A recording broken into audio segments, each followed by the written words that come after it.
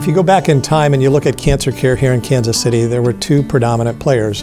On the inpatient side, it was the University of Kansas Cancer Center and the University of Kansas Health System.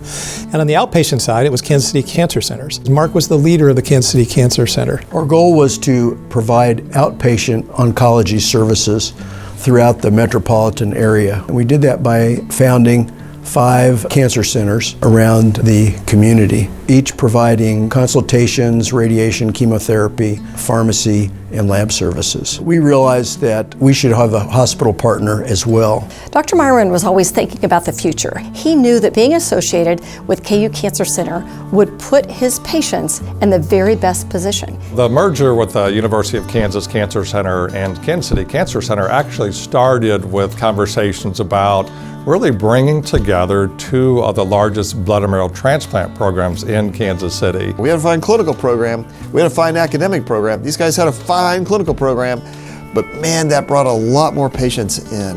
And what that does is it gives a lot more opportunity for our phase 1 clinical trials, our research, and our reach into our community. At the time, Kansas City Cancer Center probably had the most new cancer patients of any practice in the city, and that's one of the things that KU's cancer program really needed if it were to make a solid presentation to the NCI, both for new cancer patients, but also clinical trial accruals. This is a classic example of a win-win situation. If we wanted to become a comprehensive cancer center as designated by the NCI, that you had to have enough patient volume in order to drive this. And at the time, we were seeing over 5,000 new cancer patients per year. We talked with several large hospital systems, and at the end of the day, it was obvious that KU was by far the best option for us. We recognized that KU was on the verge of being an NCI center. Congratulations.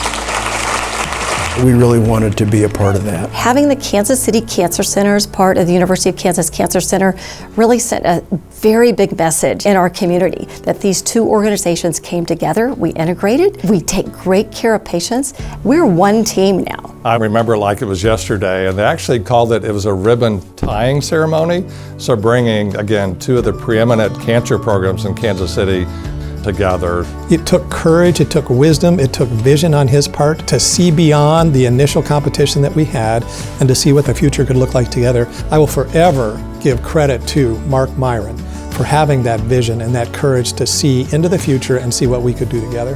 Mark's input was really critical to making sure that this merger was going to be successful and that the cancer center as a whole would continue to grow and prosper. And that's of course where we've ended up. Look at our blood and marrow transplant program, CAR T-cell therapy, becoming not known just nationally, but internationally renowned now for these therapies. And that may or may not have happened without this merger and bringing those programs together. There's so many different places where both Mark and I and others observed things could have gone off track and we could have walked away. But I know Mark had this in mind long ago, and so I think for him to be recognized is a really great thing. Mark firmly believed that we can make a profound difference, and he's done that.